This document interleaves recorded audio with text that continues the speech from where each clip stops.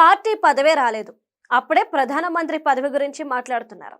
సొంత పార్టీలోనే పూర్తి సపోర్ట్ లేదు. ఇండి కూటమిలో ఎవరు సపోర్ట్ చేస్తారో తెలియదు. అయినా అప్పుడే ప్రియాంక వాద్రాకి ప్రధాని కిరీటం పట్టేస్తున్నారు. కాంగ్రెస్ నాయకులతో పాటు మీడియాలో చాలా మంది ప్రియాంక వాద్రాని కాబోయే ప్రధానమంత్రి అంటూ ఒక రేంజ్ ఎలివేషన్లు వేస్తున్నారు. ప్రతిపక్ష నాయకుడిగా రాహుల్ గాంధీ ఘోరంగా విఫలమయ్యారని కాంగ్రెస్ పార్టీ నేతల నుంచి ధిక్కార స్వరాలు వినిపిస్తున్నాయి. రాహుల్ గాంధీని తప్పించి నాయకత్వ బాధ్యతలు ప్రియాంక వాద్రాకి అప్పగించాలని ఆ పార్టీ నేతలు హైకమాండ్ కి ఓపెన్ లెటర్లు రాస్తున్నారు. తాజాగా కాంగ్రెస్ ఎంపీ ఇమ్రాన్ మసూద్ ఏకంగా ప్రియాంక వాద్రాని ఇండి కూటమి ప్రధానమంత్రి అభ్యర్థిగా ప్రకటించాలని డిమాండ్ చేశారు. భారత జోడో యాత్రతో రాహుల్ గాంధీ కాంగ్రెస్ గ్రాఫ్ ని కొంతవరకు పెంచారు. ఎన్నికల్లో విజయం సాధించలేకపోయినా పార్టీని పోటీలో నిలపారని కార్యకర్తల్లో పేరు తెచ్చుకున్నారు. ఆ తర్వాతే రాహుల్ ట్రాక్ తప్పినట్లు కనిపిస్తోంది.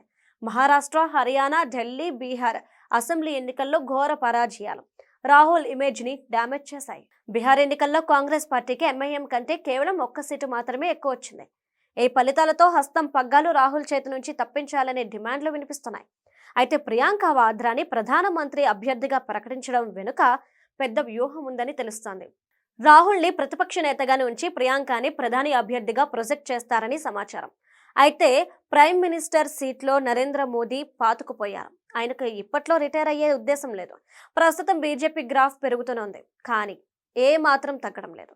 ఇక బంగ్లాదేశ్లో హిందువుల ఓచుకోత, తమిళనాడు దీపం వివాదం వంటి అంశాలతో మెజారిటీ ప్రజలు బీజేపీకి జై కొడుతున్నారు.